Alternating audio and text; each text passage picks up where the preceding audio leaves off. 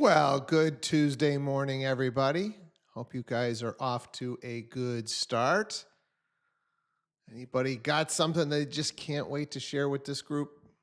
What's going on this Tuesday morning? Margaretta. Morning. Morning. Yes, What I do you have a got? pressing issue right All off the right. That's press. what we love. That's why we do this.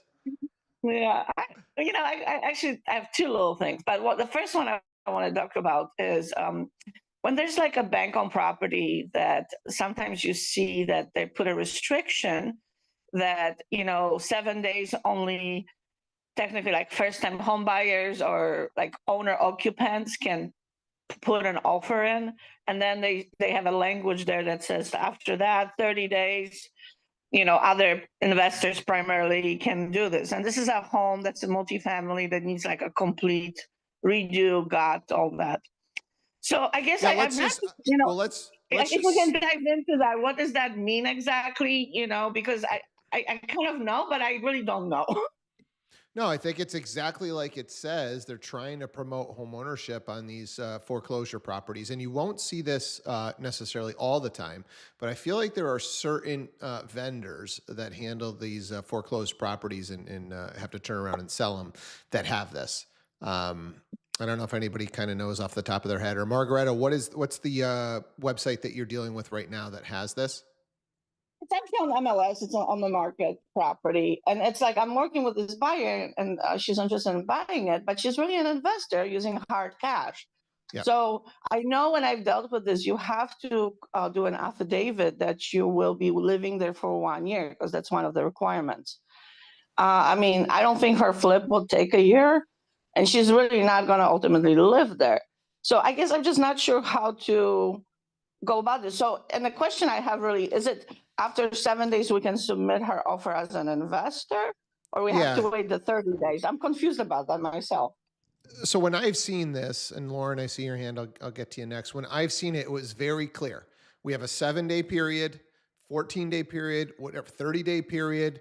It's homeowners only, right? So you have to be living in the property. This has to be your primary residence. You can't own any other property, or maybe you could own some other investment that was clearly an investment property, but this has to be for a primary residence, and that's it.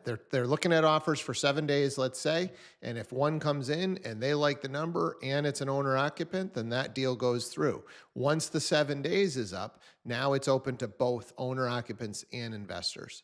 And it could be 10 days, 14 days, 30 days, whatever the case might be. So you've just got to look at the strict, the fine print to figure out which, uh, timeline they're going by for this particular property. Lauren, I'll let you go. You had asked a question about websites, and from my experience, it's usually, at least in our area, PropOffers, the one that has the date restrictions on it, whereas like HUD Home Store is more just straightforward. And a lot of times on the website, when you go there to register to look at the property, so you might want to look in the disclosures, Margaretta, on where you are submitting offers for this property. There's usually like a questionnaire you're filling out as part of putting in the offer that asks a lot of questions, your intentions of the property, things like that. Yeah. So Yeah, now for that you whatever mention that, it makes sense. Yeah. for whatever reason, some of these people are just looking to promote home ownership, and others are just looking to get rid of the property. Right, because the reality is, I mean, there's a lot of, especially private equity now, getting into purchasing properties, and so this just gives an opportunity for the average homeowner to just buy before these investors come along and scoop up these properties. But yeah, most likely, Margaret, if it's listed on the MLS, it's the disclosures or there's going to be some sort of an attachment that's going to say, hey, you're actually going to submit your offer over here. When you go to that website is going to tell you, hey, here is the period, here's who can buy. I think it might even be, it's not always just homeowners. There might be other categories, Lauren. I don't know if you know off the top of your head, but they'll put other people besides first-time buyers or homeowners in the first grouping. Maybe charities or something end up in the nonprofits. Anybody? I've seen nonprofits listed, Yep. but usually it's owner occupants is the first one. But then it's really funny how they never go back usually and correct it, because you'll see these are on for like 100 days, something like that, and it'll still have that listed on there. That first 30 days or whatever is only owner occupants, things like that. So just pay Right. attention to days on market and the website that you're dealing with. Any other Yeah, this is questions? definitely a hard offers, prop offers. I mean, so I just didn't look on that actual prop offers website. I need to go in there and probably look at more of the documents that's needed. But thank you so much. That's a good one. I should know this. That's okay. That's okay. Anybody else have any questions or come across something similar that would just be a good share here? Have you seen another website and how they do it? Lauren? I guess I just want to talk to the fact that a lot of times you're not going to have much of any communication, regardless of who the agent is listed on these. I know we had touched upon it once before, right? But usually you'll see an agent's name associated with it. You'll try to get in contact with them, questions answered, things like that. And oftentimes communication with that agent listed that has like the REO on this property is not very communicative. Yeah. Yeah, there's usually not too much. If you do get them, they'll be like, just go to the website and read the read the instructions is what they're going to respond with. Anybody else come across something similar around buying periods or something you saw in one of these foreclosure websites to just chat about? All right. Well, that was a good one, Margaretta. Just don't rely on, and I see you, Lauren, don't rely on the MLS, guys. You've got to go and figure out where am I actually going to be submitting the offer and then go read the fine details there. My last thing was also check disclosures. Sometimes there's like limits around what the deposits have to be. Sometimes it's like 1% or X dollars, right? Minimum of whatever. And then sometimes there's like a fee due by the realtor, things like that. So again, just reading what's associated with that one in particular. Yep. There's also sometimes a non-refundable deposit on these. So that deposit goes in, it's $500 to write the offer. Whether you end up buying the house or not, that $500 is gone. I've even seen some that it's like $250 just to make the offer. So just read your fine print, make sure your buyer understands what their obligations are going to be. Margaretta, I thought you said you had a second thing, or did we cover both? No, I actually have a second thing. I'm curious what people might think on this call. So on a different set of regular property, more of a high end, let's just put it, I'm having a hard time with my buyers. They're like very, what's the good word for this? They're above anything.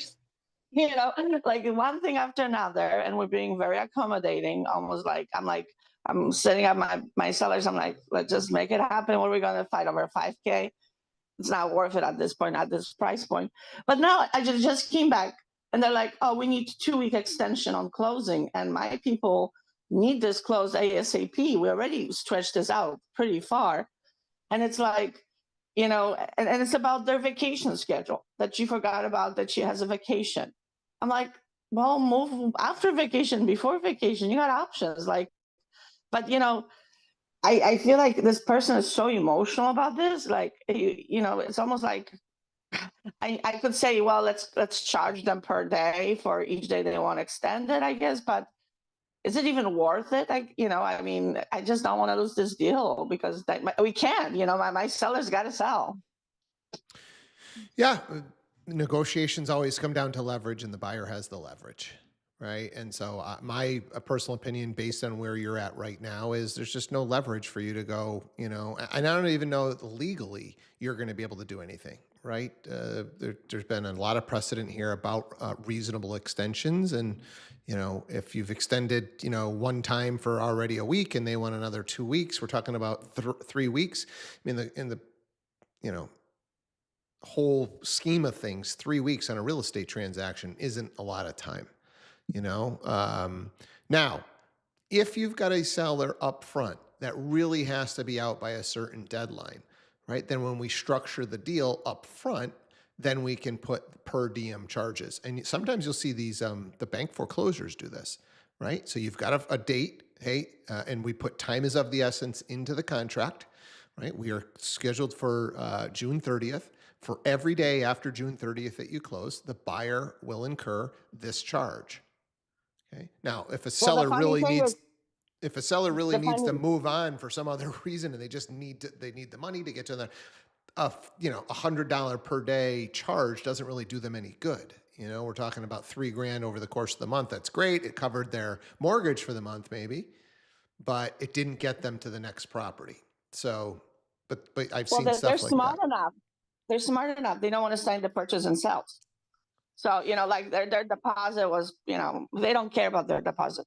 That's how rich they are. They just don't care, and they just want what they want. Yeah, And I'm well, like, I don't well, think like. those are some concerning words. What do you mean they haven't signed the purchase and sale, though? So they've been, because they actually give themselves so much time about purchase and sales, inspection period. It was like really stretched out in the offer, and we're like, okay, let's just be accommodating. And now they're saying before they even sign the purchase and sales, which is due like today, and she's throwing an addendum at me that like she wants 2 weeks extension, or they're not signing purchase and sales. So we only have the offer as our contract so far. So look, an offer, unless there was specific language in there that said this is, not a binding offer, and even that to me has been, difficult to interpret. And I don't know how the courts would really interpret. If you've signed an offer, you've kind of signed an offer, right? And so if you've got a binding offer, I'm not as concerned about that purchase and sale. But at the same time, you kind of don't have any leverage here, right? We've got a high-end property. We don't have 9 backup offers. This is the buyer that we've got on the table. And it's kind of hard to give pushback on 2 extra weeks when we don't, what's our other option? We can come back to market and take 2 weeks just to potentially even find another buyer that's now going to take 60 days to close. So, right, you got to look at your options and go, hey, yeah, this isn't ideal, but it's probably still our best option. And that's how I feel. It sucks. Yep. I'm just sharing. It sucks. Yeah. I mean, this is why, and you can't always do this, but this is why we want to explain to our sellers that we want to price aggressively, because we want multiple parties involved. Because when we have multiple parties involved, we've got leverage. When we go for aspirational pricing, we shoot up high, we drop, we drop, we drop, we drop. Finally, we get a buyer, but now we're at the mercy of whatever that buyer wants because we've only got one buyer. Right? We're stuck with that lender that they have. We're stuck with that agent that they have. We're stuck with the type of loan that they're getting. So that's great. We got an offer, but we got no leverage on it.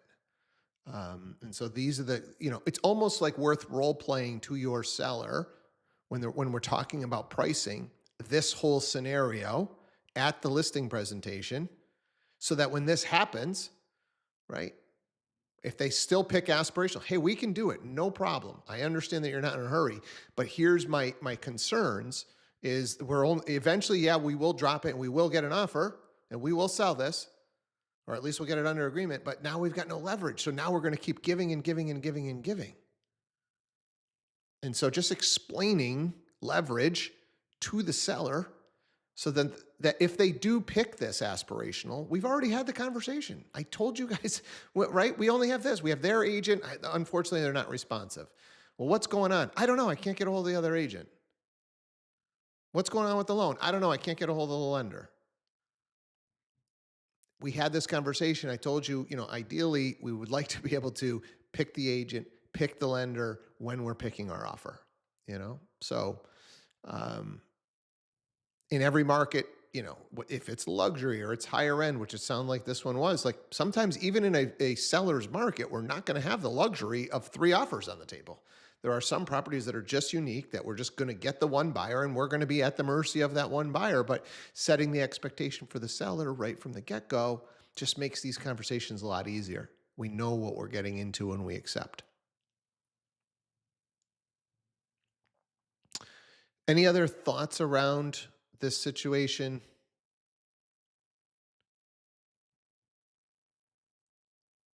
It's just much easier to have these conversations up front with a seller to show that you're the expert, to show I'm not just trying to put this at a lower number so I can get a sale and get out of here quicker and make my money. This is really in your best interest, and here's why. At the end of the day, I'm just educating you. You still want to go with the aspirational pricing? I'm happy to do that. Just understand the cons that come along with doing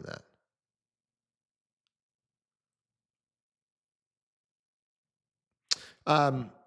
We do have the lovely Kate Garvey on today. And Kate and I were chatting pre-call regarding seller's breach of contract. Right. So this is a situation where we've got ourselves a deal, and typically buyers are backing out of deals. But what happens when the seller just says, you know what? I'm not selling. Well, we got a signed contract. I'm not selling.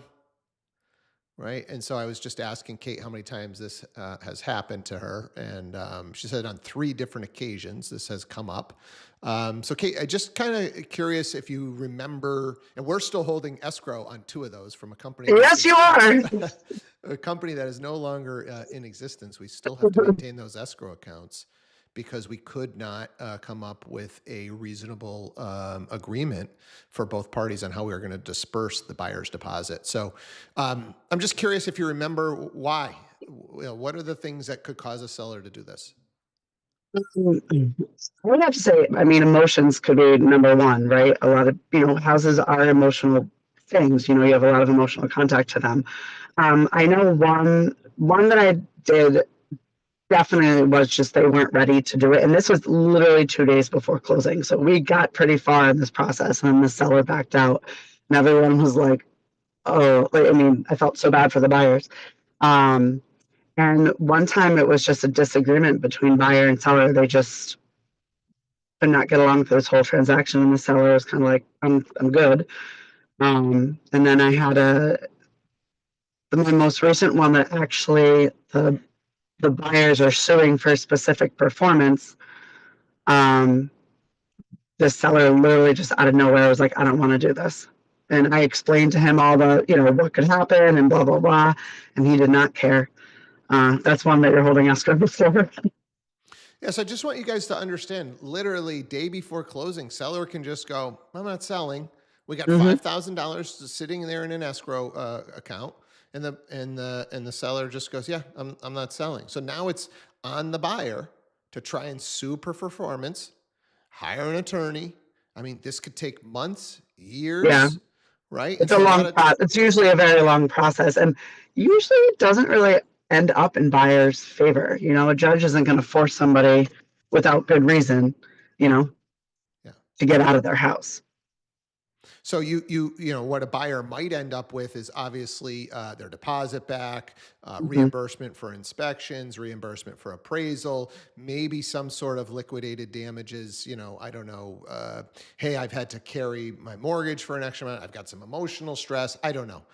Could you walk away with a couple of bucks? Yeah, but it's going to take you months, if not years, to get there, and it's a really shitty spot for a buyer. Yeah, I think that in my experience when deals fall apart, the 3 that I had were literally a day or 2 before closing. The buyer just wants to be reimbursed, right? To your point, for inspections and appraisals and all that kind of stuff. And usually if that happens, you can negotiate something with the other side, but sometimes people just dig their heels in and they don't care. Anybody have this happen to them and want to just kind of bring your scenario to the table? Let's kind of talk about it. What happened with your seller? Why did they do it? How did we resolve it? Anybody have this happen? Because what happens in the beginning of a deal, it's not that I'm not saying it's not frustrating or what have you, but people haven't, put a lot of time, effort, and money into it. But when it's at the end, it's definitely a different situation.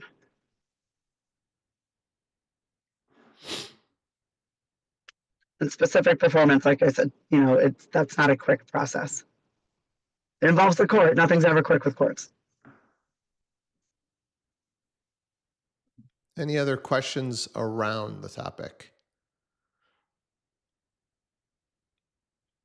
obviously similar with the buyers, where when they just back out for no reason, that's great. Sellers, we've got $5,000 in escrow.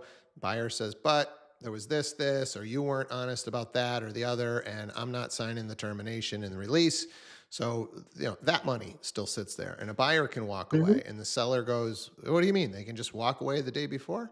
Yep. Buyer can just walk away. In theory, that seller should get the $5,000, $10,000 deposit, but if the buyer doesn't sign that release, it just sits there, and they don't have to have any reason other than I'm not signing that release. And now it's on the seller to sue the buyer for performance. And we go around this same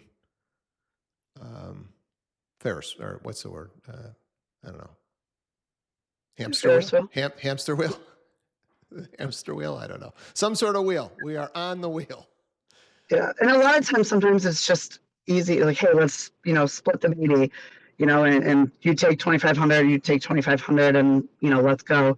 When it comes to like deposits and stuff like that and resolving, there are, you don't have to take all of the deposit. You can say, I'll take 1,000, you take 4, that kind of stuff can be negotiated, because you're going to spend more money ultimately than $5,000 litigating it. That's probably going to be your retainer. Adam, I saw it on mute. What do you got? I was going to say merry-go-round.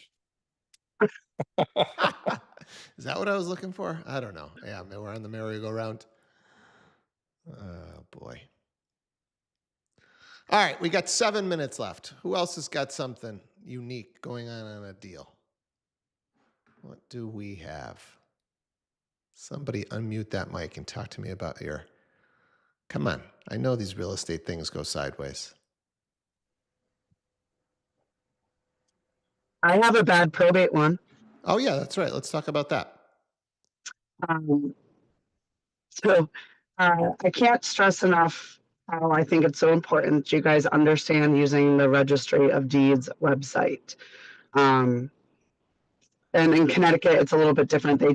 Connecticut towns, you can search for some things online, but some things you might have to go to the town to actually look up, but it's so important. So I'm dealing with a closing where the information given to me by the agent was that, so-and-so owned the property and it was put into trust prior to her passing. Great. I get the deal. I'm going back and I'm like, only half of the property was deeded to the client and in the trust. So the other half of the property belongs to her brother, who also has passed away. So the issue here is mom and dad, this is now going back to like the 70s, gave this house to the brother and sister and gave them a mortgage. Actually, it was 80s. Anyway, so now my issue not only lies with I have to do a probate for half of this property, I may also have to do a probate for the parents because I need somebody to sign off on a discharge of the mortgage that they gave them. So, and the plot thickens with the brother lived in Maryland. Now, I practice in Connecticut and Massachusetts. I do not practice in Maryland. For any of you who may practice, anything in Maryland, it is almost impossible to get a death certificate. So the gentleman who passed away, his quote unquote wife filed a small probate, but they weren't legally married. So now I have a probate in Maryland that I'm going to have to go to court in Maryland to get a death certificate and exemplified copies of the probate documents in order to do anything in Massachusetts, and everybody in the family has passed away. So this will be fun. So needless to say, that deal, the buyer does not want to move forward, but I'm still going to do the probate just to make sure they can sell it. But if I did not go back, it would come up in the title search, but it's so important to look at deeds and see who really owns it, because just because you pass away doesn't mean it automatically goes to the other person on the deed, or it automatically goes to a spouse who's not on the deed, or family members or whatever. So this is the title issue that I now need to get an attorney in Maryland So if anybody knows an attorney in Maryland, let me know. But involved, and it's going to take a while. I think the other thing to keep in mind here is really we want to try and get this stuff addressed pre-listing the property, right? Yes. Because we've now lost this buyer. We've lost the buzz of bringing the property to market. Now it's got a black eye, right? It's not reasonable to expect a buyer. I mean, Kate, your estimation on how long this might take? I honestly think over a year. Really?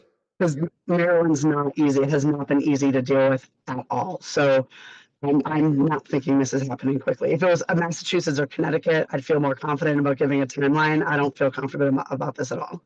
Yeah. And I might have to physically go to Maryland too. You know, this one's kind of a mess. Yeah. So, you know, it's not reasonable to think the buyer is just going to hang around for an undetermined Right. amount of time unless you're getting a really good deal. So yeah. And so now we've lost the buyer. We've lost the buzz of bringing it with this amount of time. You know, it's going to be like a new listing coming on if it's going to take, 9 months to a year or something. So, Yeah. but getting this stuff resolved up front, so we don't lose the buyer. A black eye. Yes. Thank you, Stacy. All right. I think we will end it. Go ahead, Stacy. Did you have something? I see you unmuting. No, I was just cracking up. Sorry, that is hilarious. I thought I heard everything, but that's a good one, a black eye. Yeah. It's true. Yes. Meg, Kate referenced the registry of deeds. What should we as agents be looking for in the registry? Any kind of guidance there, Kate? Something that you think, hey, when you take a new listing, just go check X and Y, or? Yep. I would start with the property address. Because you can go back and see, everybody who's owned it, had a mortgage on it, and kind of say, all right, are there, obviously look at your most recent client, but you can also go back and see if there might be any pending issues. If there's mortgages, liens, anything like that. But I mean, just simple kind of, even to go back, 10 years, 20 years, depending on your client, obviously, and just make sure nothing was ever deeded. Because I think sometimes people think that they're doing the right thing and they don't really know what they're doing and things get messed up. So just kind of going through and looking for chain of title. I mean, that's what title searchers do, right? They just do a bigger, deeper dive, and they pull probate and they pull bankruptcy and they pull all that stuff. But just to go back 20, 25 years and just kind of make sure nothing's popping up. Like you can see a lien, you can see an execution, you can see if there's a lot of transfers back and forth of the deed, because sometimes people get divorced and then they add a kid and then they do this, and just kind of seeing the chain of title, I think, is important so that nothing's missed. Meg, I'll give you my take, Meg. When I take a listing, I say, who do you guys plan on using as your attorney to sell this? And then I just send it over to the attorney. Let them do this. Well, Steve, all I'm saying, I don't mind doing that, but all I'm saying is I think it's a benefit to all agents to understand the registry of deeds and understand how to search it. Because you can go back and you can look, you can say, I want to look for just deeds or deed related materials. I want to look for mortgages. You can break it down that way too, or you can do a more general search where everything pops up. I just think it's important. I mean, obviously that is part of my job, right? To make sure there are no title issues. But I think especially if you're listing, hey, let me just take a quick look at the registry of deeds. Yeah. It takes you 10 minutes. Yeah, my quick look, Meg, has always been, let me just see if public record matches my clients. If I got an issue there, then maybe I've looked at the registry of deeds. For whatever reason, and I guess it's just because I'm not in there as often as Kate is, I look at that registry of deeds and it's like in another language to me. I can't get the right documents. You should familiarize yourself with it because it's important, especially in your world, everybody. That is just my advice of the day. Yeah. And when I read the damn deeds, like, again, that's not in English either. I can't even No, it's a foreign language. Oh my God. I don't know who the heck owns this thing. I read the deed and I'm like, I really don't know what just happened here. I don't know if my client owns it. I don't know if it got deeded to somebody else. I'm not really sure. So, you know what you should probably do at this point is you can just take those things and throw them into ChatGPT and be like, what actually happened here? And then you'd probably get a decent answer. So yeah. Anybody else have any thoughts on registry, deeds, anything like that? All right. Well, appreciate you guys. Go crush your Tuesdays. take some notes on whatever wacky stuff happens on your deals, and let's chat about it tomorrow morning. All right. Take care. Thanks, Kate. Thank you. Have a great day, everybody.